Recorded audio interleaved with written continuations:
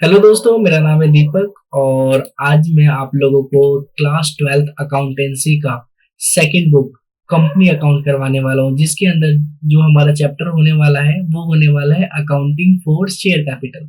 ठीक है, तो यहाँ पे हम समझेंगे शेयर कैपिटल क्या होता है, कैसे कंपनी फंड रेज करती है, मतलब कैसे कंपनी अपने पैसों की जरूरतों को पूरा करती है लोगों से पैसा मांग के। ठीक है, बाकी इसकी बहुत सारी थ्योरी है। पहले हम थ्योरी पे कमांड करेंगे, उसके बाद हम प्रैक्टिकल करेंगे। ठीक है, तो चलिए स्टार्ट करते हैं। ये हमारा जो चैप्टर है उसका नाम है अकाउंटिंग फॉर शेयर कैपिटल। यहाँ पे शेयर कैपिटल एक नाम आ रहा है, आप देख सकते हो यहाँ पे लिखा हुआ है शेयर कैपिटल। ठीक है, तो ये शेयर कैपिटल है क्या चीज? शेयर कैपिटल का मतलब क्या होता है, तो हम इसको ये समझते हैं।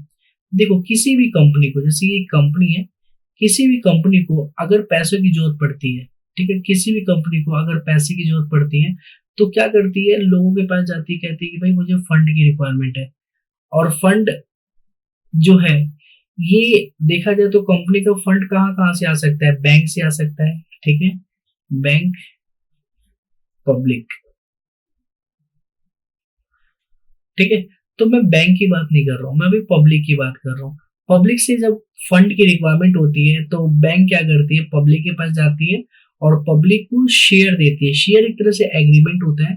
वो एग्रीमेंट पे ये लिखा होता है कि कंपनी का जो शेयर तुम आज ले रहे हो, इस पे तुम्हें इतना इंटरेस्ट मिलेगा। ठीक है, तो कहीं ना कहीं ये बैंक के मुकाबले ज्यादा इंटरेस्ट पे करती है कंपनी, इसीलिए लोग क्या करते हैं, कंपनी का शेयर खरीद लेते हैं और उस शेयर से कंपनी के पास क्या आ जाता है, पैसे आ जाते हैं। तो एक तरह से यही होता है शेयर, जो मैं आसान लैंग्वेज में आप लोगों को समझाऊं। ठीक है, उस पे कैसे कंपनी पैसे अर्न करती है आपको मैं दिखाना चाहता हूँ। गूगल पे, मैं आपको गूगल पे लेके जाना चाहता हूँ। और मैं ये सर्च कर रहा था, ये देखो, ये जितने भी सर्टिफिकेट है मैं सर्च कर रहा था शेयर फॉर कंपनी। ठीक है, तो देखो ये जो आपको दिख रहा होगा। ठीक है, ठीक है, इसको मैं कॉपी इमेज कर लेता हूँ और इस पे जाके मैं पेस्ट कर देता हूँ, तो आपको यहाँ पे दिखेगा। ठीक है, ये जो है ये क्या चीज है, ये एक तरह से सर्टिफिकेट जो आपको दिख रहा है ना, ये सर्टिफिकेट ही शेयर है। और यही कंपनी लोगों को देती है और इस पे फंड रेज करती है, पैसा निकालती है लोगों से। तो यही होता है बकायदा, और कुछ नहीं होता। ठीक है, चलिए तो आगे चलते हैं हम लोग। इसका डेफिनेशन देख लेते हैं। सबसे पहले डेफिनेशन हम लोग देखेंगे किसका, कंपनी का। कंपनी का डेफिनेशन क्या होता है? ठीक है, तो यहाँ पे लिखा हुआ है company, a company is an artificial person created by the law having separate entity with the perpetual succession and the common seal। इसका क्या मतलब हुआ, जो कंपनी है वो आर्टिफिशियल पर्सन, जो ये आर्टिफिशियल लिखा हुआ है ना, बहुत इंपॉर्टेंट है ये। ठीक है, आर्टिफिशियल पर्सन का मतलब होता है कि कंपनी खुद से नहीं बनती, भगवान उन्हें नहीं बनाते। यहाँ पे धरती पे हम ही लोग हैं कंपनी को बनाने वाले, इसीलिए ये एक तरह से आर्टिफिशियल पर्सन है। साथ ही साथ यहाँ पे लिखा है क्रिएटेड बाय द लॉ। ठीक है, मतलब कि कंपनी बनाने से पहले कई सारे लॉ एंड रेगुलेशन होते हैं जिसको फॉलो करना पड़ता है, तब जाके कंपनी बनती है। ठीक है, having separate entity, separate entity बहुत इंपॉर्टेंट है यहाँ पे। मतलब कंपनी जो है वो ऑनर से सेपरेट है। मतलब अगर कोई भी केस करना हो कस्टमर को, अगर मान लो किसी भी कंपनी का जो प्रोडक्ट है वो अच्छा नहीं आया, तो कंपनी पे केस किया जाता है डायरेक्ट, ना कि उसके ऑनर पे। ठीक है, तो कहीं ना कहीं कंपनी एक सेपरेट एंटिटी हुई। ठीक है, तो समझ आ गया होगा सेपरेट एंटिटी का क्या मतलब होता है, with the perpetual succession and the common seal. और यहाँ पे कॉमन सेल का मतलब होता है कि कंपनी का एक अपना स्टम्प होता है। ठीक है, अपना एक तरह से होता है ना, हमारा एक साइन होता है, वैसे कंपनी का अपना साइन होता है। साइन क्या कंपनी ऐसे करके थोड़ा ना देगी, कंपनी क्या करती है, अपना स्टम्प तैयार करती है। जैसे मैं आपको बताता हूँ कि अगर मैं लिखूं यहाँ पे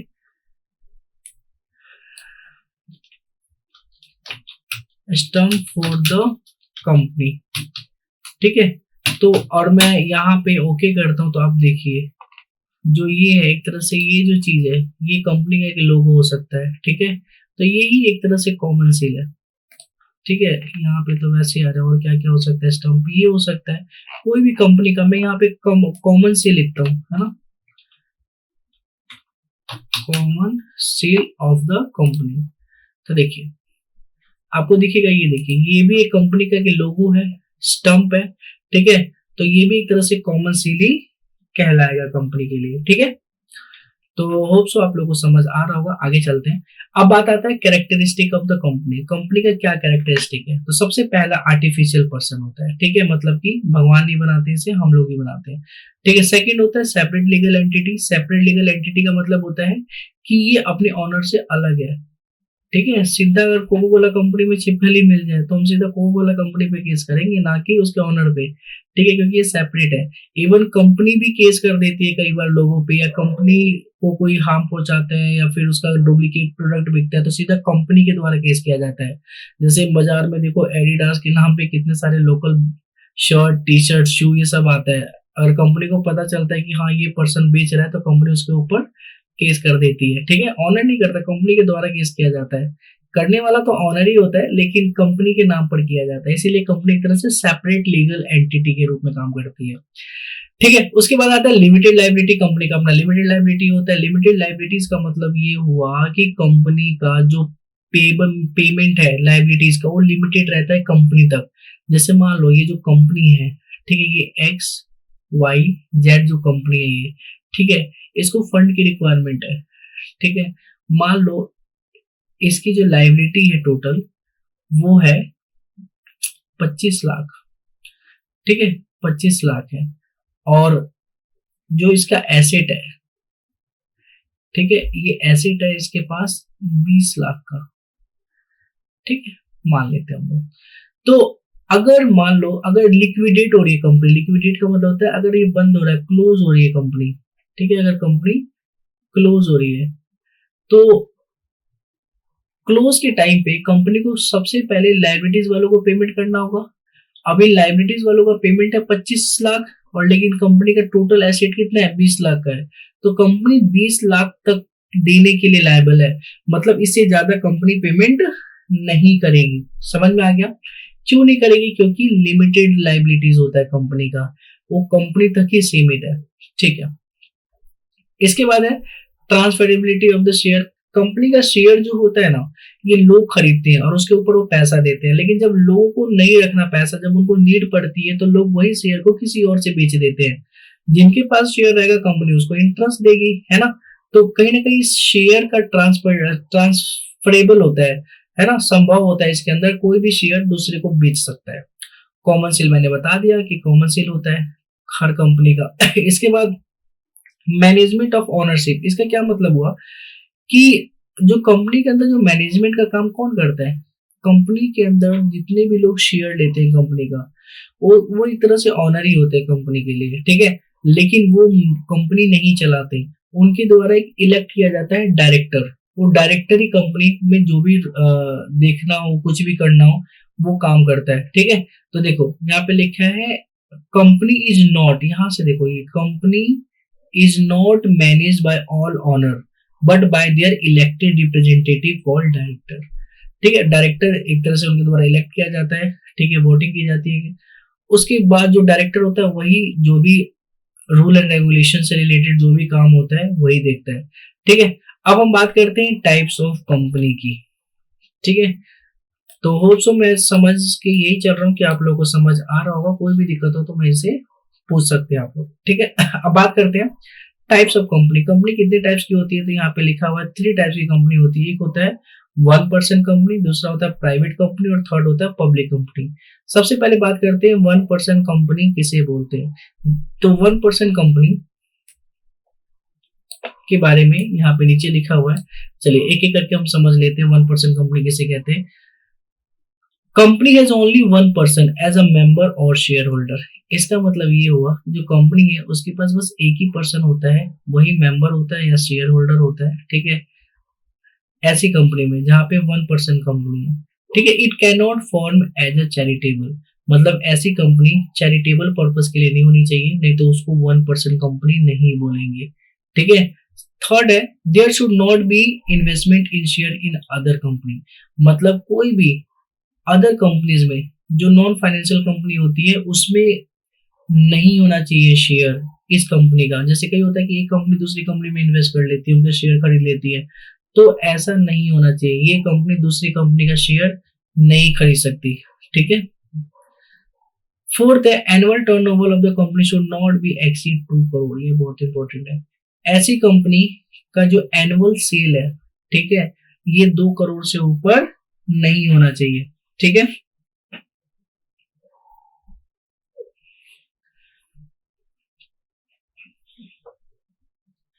ओके, तो मैं बता रहा था कि 2 करोड़ से ऊपर नहीं होना चाहिए उनका एनुअल टर्नओवर। उसके बाद है मिनिमम डायरेक्टर 1 और मैक्सिमम 15। और जो भी इलेक्ट किया जाता है डायरेक्टर्स, ठीक है, वो मिनिमम 1 होने चाहिए और मैक्सिमम कितने होने चाहिए, 15 होने चाहिए इसमें, ठीक है। ना तो 15 से ज्यादा हो सकता है, ना ही 0, ठीक है। तो ये था हमारा 1% कंपनी के बारे में, ठीक है। अब बात करते हैं प्राइवेट कंपनी किसे बोलते हैं। तो प्राइवेट कंपनी, यहाँ पे लिखा है share can not B transferable, ठीक है। प्राइवेट कंपनी का शेयर ट्रांसफर, क्योंकि प्राइवेट कंपनी में एक ही पर्सन के पास, मतलब जो प्राइवेट लोग होते हैं उन्हीं के पास बस शेयर होता है, वो शेयर किसी और को नहीं देते, ठीक है। नहीं तो पब्लिक कंपनी बन जाएगी ऑटोमेटिक। तो प्राइवेट कंपनी का जो शेयर होता है कैन नॉट बी ट्रांसफर, ठीक है। Limit of the member including employees not more than 200, मतलब यहाँ पे एम्प्लॉय का भी लिमिट हो गया 200, ठीक है। मतलब मेंबर एम्प्लॉय सब मिला के 200 से ज्यादा नहीं होने चाहिए। मिनिमम 2 डायरेक्टर होना चाहिए और मैक्सिमम 15 डायरेक्टर होना चाहिए, ठीक है। तो ये था हमारे लिए प्राइवेट कंपनी। अब हम बात करते हैं पब्लिक कंपनी के लिए। पब्लिक कंपनी किसे कहते हैं, ठीक है। तो public company, it should not B private company. Public company का डेफिनेशन है, जो प्राइवेट कंपनी नहीं होती वो पब्लिक कंपनी होती है, ठीक है। सेकंड है कंपनी हैज मिनिमम 7 मेंबर, मतलब इसके अंदर कम से कम 7 मेंबर होने चाहिए, ठीक है। There is not restriction on maximum, मतलब कि मैक्सिमम कितने नंबर होना चाहिए, इस पे कोई रिस्ट्रिक्शन नहीं, कितने भी हो सकते हैं, लेकिन मिनिमम कितने होने चाहिए, 7 मेंबर होने चाहिए, ठीक है। थर्ड है company must have at least 3 director. Company के पास कम से कम 3 डायरेक्टर होने चाहिए मिनिमम, और मैक्सिमम कितने होने चाहिए, 15 डायरेक्टर होने चाहिए, ठीक है। मिनिमम 3 डायरेक्टर और मैक्सिमम 15 डायरेक्टर होने चाहिए। Company can raise capital by issue of share from the public.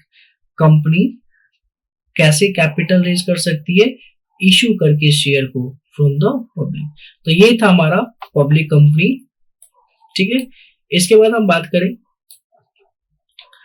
कि अ कंपनी में बी limited liabilities company, unlimited liabilities company और company limited by the guarantee. इसके बारे में हम समझ लेते हैं। सबसे पहले है लिमिटेड लायबिलिटी कंपनी। तो लिमिटेड लायबिलिटीज कंपनी किन कंपनी को बोला जाता है, ठीक है। तो चलिए देखते हैं। Company have a limited liability which is mention in the MOA. MOA का मतलब होता है मेमोरेंडम ऑफ एसोसिएशन, ठीक है। एक तरह से कंपनी का जो जो भी रूल एंड रेगुलेशन, जो भी कंपनी के बारे में मेन मेन चीजें लिखी होती है, वो एमओए के अंदर ही लिखी होती है।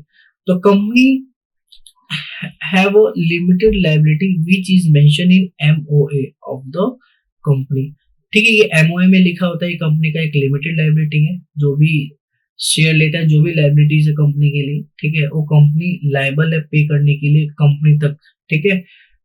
तो आपको समझ आया होगा। अब हम बात करते हैं सेकंड पॉइंट की, their company not listed in stock exchange. यहाँ पे छोटा सा मिस्टेक हो गया, इसको आप लोग करेक्ट कर लीजिएगा। दिस कंपनी नॉट लिस्टेड, यहाँ पे लिखिएगा मे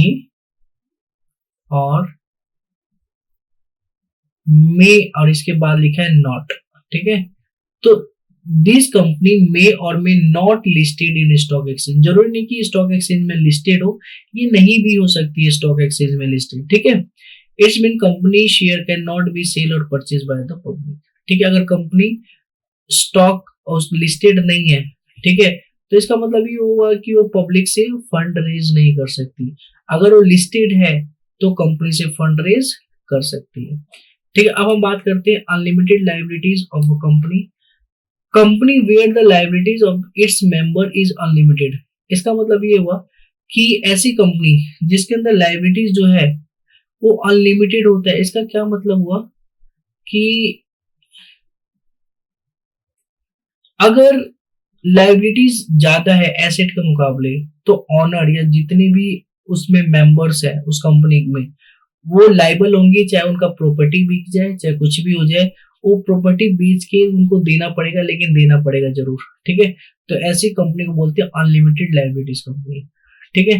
this company is listed on the stock exchange. ये भी कंपनी होती है, ये भी लिस्टेड भी हो सकती है और मे नॉट भी। यहाँ पे भी दो चीजें लिख सकते हो, this company is listed on the stock exchange और नॉट, मतलब दोनों ही है, नहीं भी लिस्टेड हो सकती है और लिस्टेड भी हो सकती है, ठीक है। इसके बाद नेक्स्ट पॉइंट है company limited bye it's guarantee, ठीक है। तो इसका क्या मतलब हुआ कि कंपनी जो है, it is a company having the liabilities of its member limited by the MOA, मतलब कि इसका जो एमओए है, मेमोरेंडम ऑफ एसोसिएशन, ठीक है, इसके अंदर बकायदा लिखा होगा कि कंपनी का कितना भी लायबिलिटी हो, लेकिन एक इसके साथ एक लाइन है, इस लाइन, ये लाइन एक तरह से क्या है कि अमाउंट का हो सकता है कि अगर 15 करोड़ लिखा हुआ है यहाँ पे, ठीक है, मतलब कि 15 करोड़ तक ही लायबल है देने के लिए, चाहे कंपनी का एसेट कितना भी हो। मतलब ऐसी कंपनी जो जिनका लायबिलिटी कितना भी होता है, लेकिन लायबिलिटी वालों को पेमेंट करने के लिए एक गारंटी होता है कि लिमिटेड हो आप यहाँ तक, ठीक है। उसके बाद आप क्या कहते हैं, जो भी पेमेंट करना होगा, ठीक है, उसके बाद तुम्हारा कोई गारंटी नहीं है, तुम्हारा कोई लायबल नहीं है उसको पेमेंट करने के लिए। तो एक लिमिट बना दिया जाता है कि हाँ यहाँ तक तो आपको देना ही पड़ेगा। तो ऐसी कंपनी को बोला जाता है company limited bye it's guarantee, ठीक है। इसके बाद नेक्स्ट अब हम पढ़ते हैं नेक्स्ट पॉइंट, जिसका नाम है इनकॉर्पोरेशन और registered of the company. Registered of the company, इसका क्या मतलब हुआ, कंपनी कैसे बनती है, कैसे रजिस्टर्ड होती है। अगर आप लोगों को कंपनी बनाना है तो आप कैसे कंपनी क्रिएट करोगे, कैसे कंपनी बनाओगे। तो देखो उसी को बोलते हैं इनकॉर्पोरेशन ऑफ द कंपनी, ठीक है। इसका दूसरा नाम होता है रजिस्टर ऑफ द कंपनी। तो before understand incorporation of the company, हमें कंपनी कैसे रजिस्टर्ड होता है इससे पहले क्या समझना जरूरी होगा कि व्हाट इज आरओसी। आरओसी क्या होता है, रजिस्ट्रार ऑफ द कंपनी, इसके बारे में आपको समझना जरूरी है। तो देखो जी, first ROC take care of the registration of the company. ROC जो है वो क्या करती है, वो टेक केयर, देख रेख करती है कैस कौन कौन सी कंपनी का रजिस्ट्रेशन होना है, इसी की देख रेख में होता है। किसी भी कंपनी का रजिस्ट्रेशन, कोई भी कंपनी सेटअप होती है आरओसी के अंडर ही होती है। आरओसी एक तरह से ऑर्गेनाइजेशन है, ठीक है, जिस कंपनी का रजिस्ट्रेशन होना है तो उसका सारा डॉक्यूमेंट आरओसी के पास पहुंचता है, वो वेरीफाई करती है, मतलब वही देख रेख करती है। सेकंड है complete regulation and reporting of the company and share holder and director. जो भी कंपनी का कितने शेयर होल्डर होंगे, कितना कंपनी का अमाउंट, कितने कंपनी इन्वेस्टमेंट करेगी, किन किन चीजों पे, ये जितनी भी चीजें हैं ये सबका रेगुलेट कौन करता है, आरओसी करता है। आरओसी के पास जाता है, वो देखता है कि हाँ ठीक है कि नहीं है, चलेगा कि नहीं चलेगा, ये सब चीजें रेगुलेशन कौन करता है, आरओसी करता है। थर्ड है give certificate to the start company, मतलब कि कोई भी कंपनी स्टार्ट करना है तो उसको जो सर्टिफिकेट देना है, ठीक है, तो कौन करता है सर्टिफिकेट देने का काम, आरओसी करता है, ठीक है। आरओसी देखेगा कि सब कुछ वैलिडेट है, सब कुछ वेरीफाई हो गया, सही है हर चीज, तो उसको सर्टिफिकेट दे दिया जाएगा। नेक्स्ट है fourth, ROC can be file petition for the vending of. अगर किसी कंपनी को बंद करना है तो अपना जाके वो पिटिशन फाइल आरओसी के द्वारा करवाया जा सकता है। आरओसी कर देगी कि हाँ आप अब बंद कर दो अपनी कंपनी, ठीक है। तो आरओसी जो रजिस्ट्रार ऑफ द कंपनी वो पिटिशन फाइल भी कर सकती है किसी भी कंपनी को बंद कराने के लिए, ठीक है।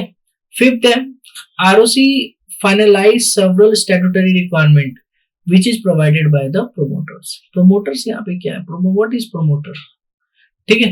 तो प्रोमोटर होते हैं जो कंपनी का आइडिया जिनके पास आता है कि ये हम कंपनी बनाएंगे, फिर वो कंपनी का आइडिया लेके जाते हैं आरओसी के पास, रजिस्ट्रार ऑफ द कंपनी के पास, ठीक है। आरओसी एक तरह से देखा जाए कुछ नहीं, बस ये एक तरह से ऑर्गेनाइजेशन है। यहाँ पे जाते हैं, यहाँ पे जाने के बाद, ठीक है, जो भी डॉक्यूमेंट देना है, जो भी नाम रजिस्ट्रेशन करवाना है, ये जितने भी प्रोमोटर्स होते हैं इस आरओसी के अंदर जाके सारा का सारा काम करते हैं, ठीक है। तो यहाँ पे लिखा हुआ है given certificate to start company, certificate भी देने का काम करती है, पिटीशन भी फाइल करती है, और ROC finalise several statutory requirement, जो भी कानूनी कार्यवाही होती है, ठीक है, जो भी रिक्वायरमेंट होता है कानूनी कार्यवाही के टाइम पे, कि भाई क्या क्या तुम्हें पालन करना है, क्या क्या डॉक्यूमेंट चाहिए, ये सारा का सारा फाइनलाइज कौन करता है, आरओसी करता है। ठीक है, जो कि प्रोमोटर के द्वारा इन सब चीजों को प्रोवाइड किया जाता है। जो भी डॉक्यूमेंटेशन का काम होता है प्रोमोटर ही लेके जाके जाएगा, फाइनलाइज करवाएगा और आरओसी इसको फाइनलाइज करेगी। ठीक है, तो होप सो आप लोगों को समझ आ रहा होगा। अगला है now understand incorporation of the company. अब समझना है कि कैसे कंपनी स्टार्ट होता है ना। अब ये वाला पॉइंट हमें समझना है। ठीक है, तो यहाँ पे लिखा है company can be incorporated by the follow all procedure. बहुत सारे प्रोसीजर होते हैं, उनको फॉलो करने के बाद कंपनी सेटअप, कंपनी स्टार्ट हो जाती है। ठीक है, और ये सारे के सारे प्रोसीजर कहाँ लिखे होते हैं, कंपनी एक्ट 2013 में। ठीक है, first promoter approve their company with the name of ROC. सबसे पहले कंपनी जो है, ठीक है, जो कंपनी के प्रोमोटर्स है, जो स्टार्टिंग में जिनके पास आइडिया आया था कंपनी बनाने के लिए, ये अप्रूव करवाते हैं कंपनी को आरओसी में। आरओसी के पास जाते हैं, कंपनी का सारा डॉक्यूमेंटेशन कहाँ बनेगा, कितनी कैपिटल लगनी है, ये सब चीजें जो भी इसका स्टैट्यूटरी रिक्वायरमेंट होता है उसको फुलफिल करवा करके कहाँ पहुंचते हैं, आरओसी के पास। ठीक है, आरओसी देखता है, वैलिडेट करता है कि हाँ ये सही है कि नहीं है। ठीक है, जब ये सब चीजें देख के जब आरओसी पूरा सेटिस्फाइड हो जाता है कि हाँ भाई सब बढ़िया है, कोई दिक्कत की बात नहीं है, तब आरओसी क्या कर देता है, इशू कर देता है सर्टिफिकेट फॉर इनकॉर्पोरेशन। ठीक है, फिर आरओसी क्या करता है कि हाँ भाई तुम्हारा सब बढ़िया है, ये लो भाई सर्टिफिकेट, और अब आप स्टार्ट कर सकते हो कंपनी। यही चीज है। ठीक है, अब नेक्स्ट टॉपिक है प्रोस्पेक्टस। प्रोस्पेक्टस क्या होता है, तो मैं आपको बता दूं, company issue document called prospectus. ठीक है, कंपनी लोगों को एक डॉक्यूमेंट इशू करती है जिसका नाम होता है प्रोस्पेक्टस। ठीक है, prospectus mean any document issue as a prospectus inviting offer from public for the subscription और परचेज ऑफ शेयर। मतलब कंपनी कहती है कि भाई मेरा शेयर परचेज करो, मेरा शेयर परचेज करो ताकि हमें पैसा मिल जाए। और ये परचेज से पहले कंपनी क्या करती है, प्रोस्पेक्टस।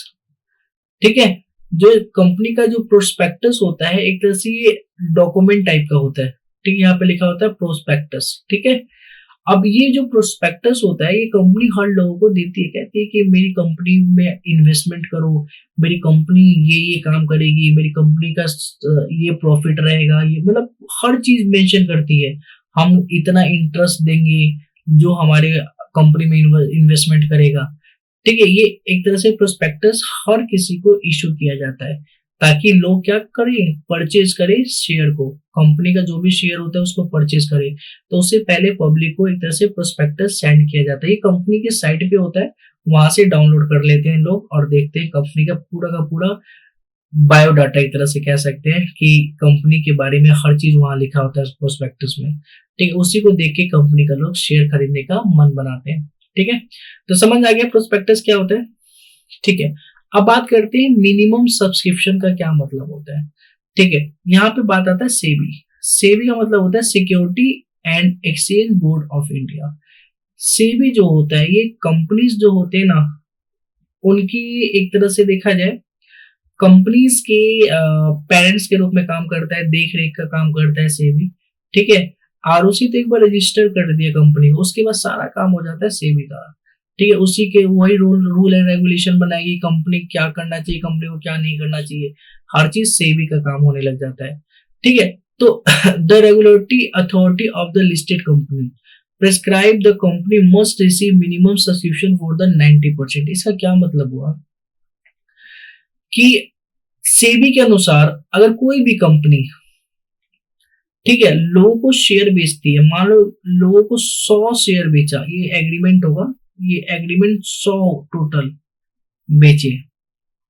ठीक है, और एक एग्रीमेंट कितने का है, 10 रुपए का है। ठीक है, तो 10 रुपए का जो एग्रीमेंट है टोटल कितना बेच रही है, 100, तो टोटल कंपनी के पास कितना आने हैं, 1000। अगर जो 100 एग्रीमेंट बेचा जा रहा है, अगर इसका 90% लोगों ने खरीद लिया तो बेस्ट है।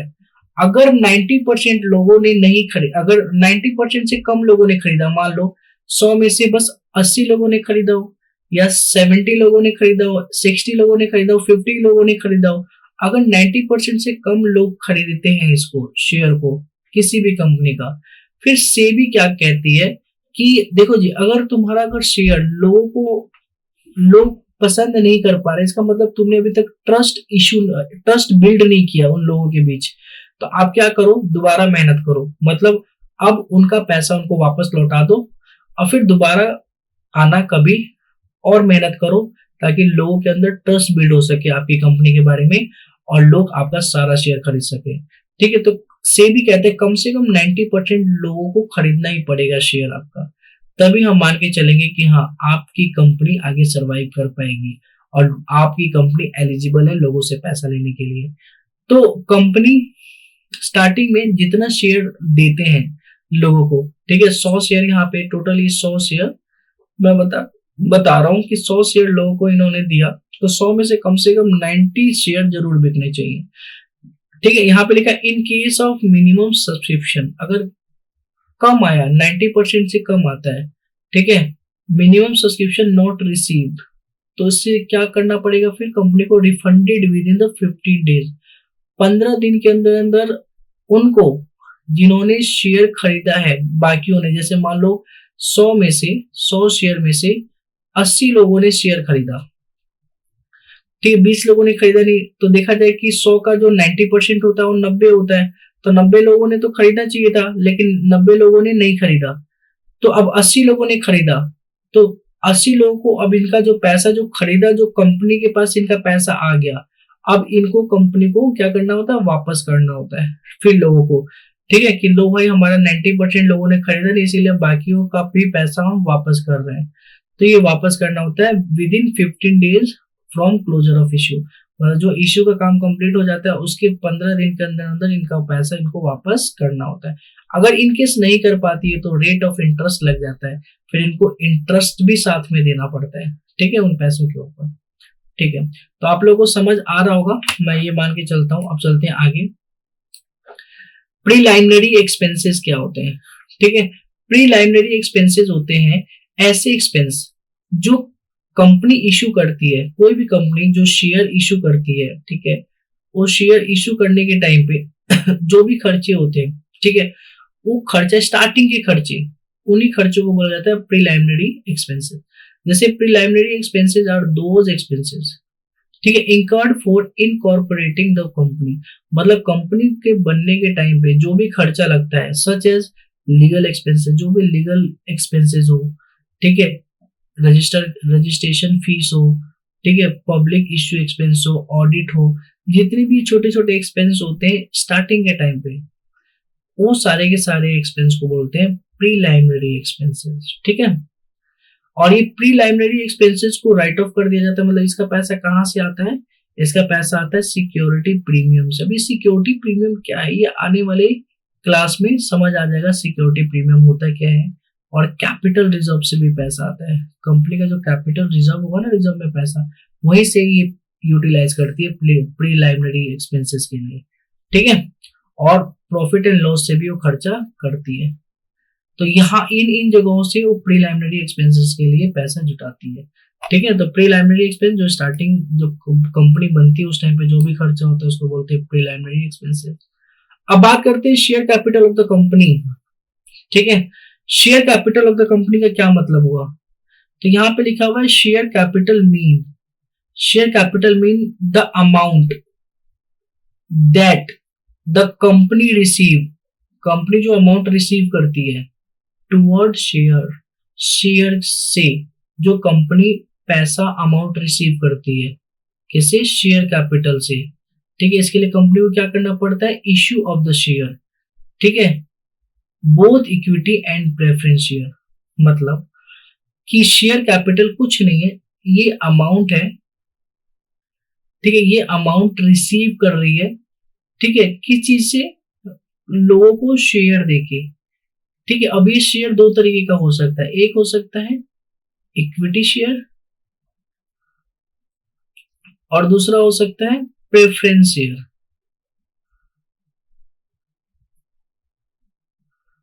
ठीक है, तो ये दो शेयर हो सकते हैं, इक्विटी शेयर और प्रेफरेंस शेयर। ठीक है, अभी इक्विटी शेयर क्या होते हैं, प्रेफरेंस शेयर क्या होते हैं, अभी पता चल जाएगा। ठीक है, तो यहाँ से वो पैसा रिसीव कर सकती है दोनों शेयर को देके। अब हम बात करते हैं टाइप्स ऑफ शेयर, टाइप और क्लासेस ऑफ द शेयर। तो दो टाइप्स के शेयर होते हैं, एक होता है प्रेफरेंस शेयर और दूसरा होता है इक्विटी शेयर। ठीक है, तो अभी हम पढ़ेंगे सबसे पहले प्रेफरेंस शेयर किसे बोलते हैं। ठीक है, preference share are the share which carry the following two rights. इसका मतलब ये हुआ कि जो प्रेफरेंस शेयर होता है ये ऐसे शेयर होते हैं जो दो राइट को लेके चलते हैं, उनके पास दो राइट होता है। First, preference share receive dividend. Preference share dividend का मतलब होता है एक तरह से इंटरेस्ट। अब एक पर्सन है, ठीक है, इस पर्सन ने इस कंपनी का, एक ही कंपनी मान लो, इस कंपनी का शेयर लिया है और ये है प्रेफरेंस शेयर। ठीक है, तो कंपनी का जो भी ये शेयर लिया है, तो कंपनी इस शेयर पे स्टार्टिंग में क्या किया होगा, इसने पैसा ले लिया होगा, मतलब कंपनी के पास कैपिटल आ गया होगा। ठीक है, अब कंपनी हर साल इस प्रेफरेंस शेयर पे इसको क्या देगी, इंटरेस्ट, इंटरेस्ट का पेमेंट करेगी। और ये इंटरेस्ट को क्या बोला जाता है, डिविडेंड। अगर शेयर का केस बोलो तो इसको बोला जाता है डिविडेंड। समझ में आ गया। तो प्रेफरेंस शेयर होल्डर, जो भी ये शेयर होल्डर होते हैं, ठीक है, तो प्रेफरेंस शेयर वाले जो भी होते हैं वो रिसीव करते हैं डिविडेंड। ठीक है, विच इज फिक्स्ड अमाउंट, जो कि फिक्स होता है, इतना पैसा देना ही देना है कंपनी को, calculated on the fix rate of the interest. ये कैलकुलेट होता है फिक्स रेट ऑफ इंटरेस्ट पे कि भाई कितना पैसा देना है। अगर मान लो कि इसने प्रेफरेंस शेयर कंपनी का ले रखा है टोटल 2 लाख का, अब कंपनी कह रही है कि भाई हम क्या करेंगे, 10% देंगे इंटरेस्ट। तो 2 लाख का 10% कितना हुआ, 20,000 हुआ। तो 20,000 रुपए एक तरह से इस पर्सन को हर साल मिलेगा ही मिलेगा, चाहे कोई भी कंडीशन हो। तो पहला तो ये हो गया प्रेफरेंस शेयर का कंडीशन। सेकंड ये हुआ right to receive repayment of the capital on the winding up. अगर वाइंडिंग अप का मतलब होता है कंपनी बंद हो जाना। कंपनी अगर वाइंडिंग अप की पोजीशन पे है तो इनके पास राइट होता है, जिन्होंने प्रेफरेंस शेयर लिया है उनके पास राइट होता है कि भाई उनका जो भी पेमेंट है, जो ड्यू है, जो कंपनी को देना है, वो कंपनी उनको पैसा वो दे। ठीक है, before equity share, equity share वालों से पहले, मतलब दो तरीके का शेयर मैंने यहाँ पे बताया था कि इक्विटी बताया था। तो इनसे पहले किसको पैसा मिलता है, वाइंडिंग अप के टाइम पे प्रेफरेंस शेयर वालों को पैसा मिलता है। ठीक है, अब हम बात करते हैं type of preference share. Preference share के टाइप्स क्या क्या होते हैं। तो पहला है cumulative preference share. Cumulative preference share किसे बोलते हैं। फिर है non convertible preference share. Cumulative और नॉन कॉम्युलेटिव प्रेफरेंस शेयर होता है, फिर कन्वर्टेबल, अच्छा यहाँ पे है तो सही, नॉन कॉम्युलेटिव प्रेफरेंस शेयर। फिर है पार्टिसिपेटिंग प्रेफरेंस शेयर, फिर है नॉन पार्टिसिपेटिंग प्रेफरेंस शेयर, फिर है कन्वर्टेबल प्रेफरेंस शेयर, फिर है नॉन कन्वर्टेबल प्रेफरेंस शेयर, फिर है रिडीमेबल प्रेफरेंस शेयर, फिर है इरिडीमेबल प्रेफरेंस शेयर। मतलब ये जितने तरीके का प्रेफरेंस शेयर है इनको हम एक एक करके समझते हैं, बहुत ही आसान है। ठीक है, दिखने में जितना हार्ड लग रहा है वैसे है नहीं इतना। सबसे पहले हम बात करते हैं कॉम्युलेटिव प्रेफरेंस शेयर किसे बोलते हैं। मतलब जो शेयर लोग लेते हैं उसमें जो कॉम्युलेटिव प्रेफरेंस शेयर जो लोग लेते हैं, ये इस शेयर का क्या फायदा है। ठीक है, तो अब preference shareholder enjoy the right to accumulate unpaid dividend of the previous year. यहाँ पे बहुत इंपॉर्टेंट है, accumulate unpaid dividend of previous year in current year. इसका मतलब ये हुआ, मान लो कि किसी पर्सन, ये जो पर्सन है, ठीक है, इसने क्या किया, कॉम्युलेटिव प्रेफरेंस शेयर लिया है। ठीक है, किसी भी कंपनी का, ये कंपनी है XYZ। ठीक है, अब इसका जो भी ये शेयर लिया है, ठीक है, ये शेयर अगर पे डिविडेंड कंपनी तब देगी जब कंपनी को प्रॉफिट हुआ। मान लो 2018 में इसने लिया है ये, ठीक है, यहाँ पे मैंने एग्जांपल भी दिया है 2020 और 21। अच्छा, 2018 की जगह मैं 2000 इसको कर देता हूँ 2021, 2020 करता हूँ।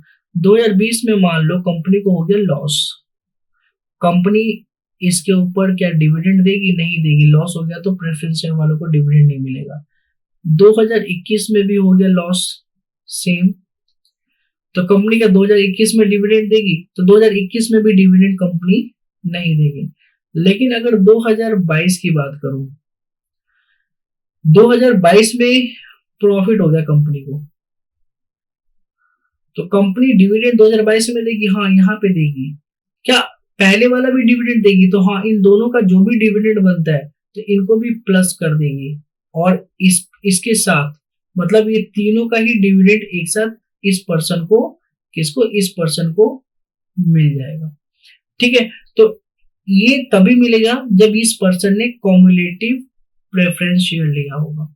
तो मैं वही चीज यहाँ पे बताता हूँ। अब preference shareholder enjoy the right to accumulate का मतलब होता है टोटल अनपेड, जो पहले का अनपेड डिविडेंड है उसका टोटल मिल जाता है। जो भी प्रीवियस ईयर का अनपेड डिविडेंड है वो टोटल करंट ईयर में उनको रिसीव हो जाता है, अगर करंट ईयर में प्रॉफिट हुआ होगा तो। For example, a person have cumulative preference share due to loss in company, dividend not provided in year 2020 and 2021। Company के लॉस की वजह से यहाँ पे कंपनी ने इनको प्रोवाइड नहीं कर पाए profit dividend. But if company have a profit in 2022, a person will be paid sum of the profit for 3 years.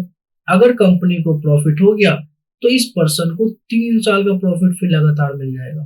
ठीक है, तो ऐसे शेयर जो ऐसे लोग लेते हैं, इन शेयर को बोला जाता है कॉम्युलेटिव प्रेफरेंस शेयर। अब बात करते हैं नॉन कॉम्युलेटिव प्रेफरेंस शेयर किसको बोलते हैं भाई।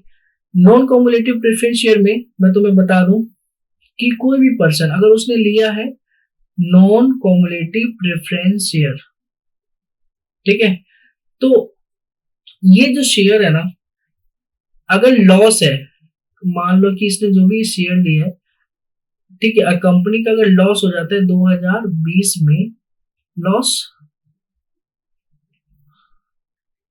2021 में लॉस, अब 2022 इसमें प्रॉफिट, तो ये पर्सन इन 2 साल जो कि लॉस है इसको मिलेगा ही नहीं, इसको ओनली उसी साल का प्रॉफिट मिलेगा जिस साल प्रॉफिट हुआ है। ठीक है, उसी साल में मतलब इसको डिविडेंड मिलेगा जिस साल प्रॉफिट हुआ है। जो नॉन कॉम्युलेटिव प्रेफरेंस शेयर वाले होते हैं ना, उनको पहले का पैसा जो भी लॉस के टाइम पे जो उनका डिविडेंड बन रहा था वो नहीं मिलता, प्रॉफिट होगा तो मिलेगा, लॉस होगा तो नहीं मिलेगा। ठीक है, तो नॉन कॉम्युलेटिव वालों के लिए है। अब बात करते हैं convertible and non convertible preference share किसे कहते हैं। ठीक है, तो देखो convertible preference share are those share which can be convert in equity after the certain period. एक टाइम के बाद जो ये प्रेफरेंस शेयर वाले होते हैं, प्रेफरेंस शेयर वाले होते हैं, ये अपने शेयर को इक्विटी शेयर में कन्वर्ट करवा लेते हैं एक सर्टेन पीरियड में। ठीक है, तो ऐसे शेयर जो कि कन्वर्ट हो सकता है इक्विटी शेयर में, तो उसको बोला जाता है कन्वर्टिबल प्रेफरेंस शेयर। ठीक है, वही बात करें नॉन कन्वर्टिबल प्रेफरेंस शेयर और दो share which can not convert in equity, और ऐसे शेयर जो यहां से यहां पे कन्वर्ट नहीं हो सकते, तो ऐसे शेयर को बोला जाता है नॉन कन्वर्टिबल प्रेफरेंस शेयर। ठीक है, इसके बाद participating and non participating preference share हम देख लेते हैं। ठीक है, अब यहाँ पे पार्टिसिपेटिंग क्या होता है कि कंपनी जो है, ठीक है, कंपनी क्या देती है, डिविडेंड देती है किसको, लोगों को, जिसने कंपनी का क्या ले रखा है, सर्टिफिकेट ले रखा है प्रेफरेंस शेयर वाला। लेकिन अगर ये सर्टिफिकेट पार्टिसिपेटिंग प्रेफरेंस शेयर, अगर ये सर्टिफिकेट हुआ तो देखो ये इनका जितना डिविडेंड बनता है उस डिविडेंड से ज्यादा भी ये हकदार है पैसा लेने के लिए। अगर किसी टाइम पे अगर ज्यादा प्रॉफिट हो जाता है कंपनी के अंदर, तो ये डिमांड कर सकते हैं कि हमें थोड़ा ज्यादा मिले इस बार, तो इनको ज्यादा कंपनी की तरफ से मिल जाता है। इवन ये डिमांड ना भी करे तभी भी कंपनी क्या करती है, जब ज्यादा प्रॉफिट होता है तो इनको एक्स्ट्रा डिविडेंड दे देती है कि ये लो भाई प्रॉफिट इस बार ज्यादा हुआ है, जिस वजह से और डिविडेंड आप ले लो। तो ऐसे प्रेफरेंस शेयर वाले जो होते हैं उनको एक्स्ट्रा डिविडेंड मिलने के चांसेस होते हैं कई बार, ठीक है। तो इसको बोलते हैं पार्टिसिपेटिंग इन प्रॉफिट, ये पार्टिसिपेट कर लेते हैं और प्रॉफिट में। और ये सारा का सारा लिखा होता है आर्टिकल ऑफ एसोसिएशन के अंदर। ये एक तरह से एग्रीमेंट नहीं होता, एक तरह से डॉक्यूमेंट होता है कंपनी का, जिसमें सारे रूल एंड रेगुलेशन लिखे होते हैं। Article of association of the company में भी प्रोवाइड, ये प्रोवाइड कर सकती है दैट आफ्टर डिविडेंड, डिविडेंड के बाद भी, ठीक है, कुछ पैसा इनको पे किया जाए, ठीक है। Preference shareholder of a preference share will also have a right to participate in remaining profit. जो प्रेफरेंस शेयर होते हैं, जो कौन से preference share, participating preference share, उनके पास राइट होता है कि वो और भी प्रॉफिट में अपने आप को इन्वॉल्व करें, ठीक है। और भी वो प्रॉफिट जो भी कंपनी का हुआ पड़ा है उसमें और भी, जैसे जितना उनका डिविडेंड बनता है उसके अलावा भी डिविडेंड की डिमांड करें, ठीक है। But for non-participating preference shareholder cannot the participating in profit, मतलब कि ऐसे लोग जिन्होंने नॉन पार्टिसिपेटिंग प्रेफरेंस शेयर लिया है, ठीक है, ये मान लो नॉन, तो इनका एक फिक्स अमाउंट में इंटरेस्ट मिलेगा, 10% जितना बन रहा है उतना मिलेगा, ठीक है।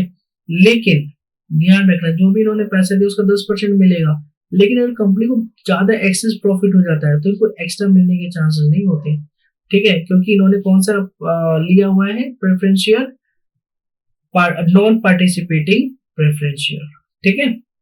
तो होप सो आप लोगों को समझ आ रहा होगा। अब बात करते हैं redeemable and non redeemable preference share क्या होते हैं। Redeemable and non redeemable, the share which are redeemable after the certain period of time. देखो ये शेयर होल्डर है, ठीक है, जो शेयर होल्डर है इसके पास ये जो शेयर है ये है रिडीमेबल प्रेफरेंस शेयर, ठीक है। तो रिडीमेबल क्या होता है कि कंपनी ने जो भी शेयर इशू किया है, जो भी इस शेयर के ऊपर पैसा लिया होगा, ठीक है, कंपनी निश्चित टाइम के बाद ये शेयर वापस करके इसके ऊपर जो भी पैसा है, मतलब कि एक कंपनी निश्चित टाइम के बाद ये शेयर जो लोगों के पास है ये वापस खरीद के इन पे जो पैसा है वो पैसा वापस कर देती है। रिडीम का मतलब होता है कि शेयर को वापस ले लेना, ठीक है, और उसके ऊपर जो पैसा बनता है उस टाइम के हिसाब से उसको वो पैसा दे देना। तो कई बार रिडीमेबल लोग प्रेफर करते हैं कि भाई मुझे 10 साल के लिए कोई शेयर चाहिए, 10 साल के बाद जो शेयर का प्राइस चल रहा होगा उस प्राइस पे हम कंपनी को वापस सेल कर देंगे, या कंपनी बोलेगा कि मिनिमम इस प्राइस पे हम ले लेंगे तुमसे ये वाला शेयर, तो उसको बोला जाता है रिडीमेबल, जो रिडीम हो जाए कंपनी के द्वारा, दोबारा वो कंपनी के पास पहुंच जाए ऐसे शेयर। और इरिडीमेबल होता है लाइफ टाइम तुम्हारे पास ही वो शेयर रहेगा, बस तुम्हें उस पर क्या मिलेगा, डिविडेंड मिलेगा, ठीक है। ये प्रेफरेंस शेयर कंपनी वापस कभी नहीं लेगी, ठीक है। अगर तुम्हें बेचना है तो तुम किसी तीसरे थर्ड पार्टी को बेच सकते हो, ठीक है। तो ऐसे शेयर्स, ऐसे प्रेफरेंस शेयर, ठीक है, जो रिडीम नहीं हो सकते, जो कंपनी वापस उनको नहीं लेती, तो ऐसे इनको बोला जाता है नॉन रिडीमेबल प्रेफरेंस शेयर, ठीक है। तो मैं ये मान के चलता हूँ आज के पार्ट में इतना काफी है और आप लोगों को समझ आया होगा, ठीक है।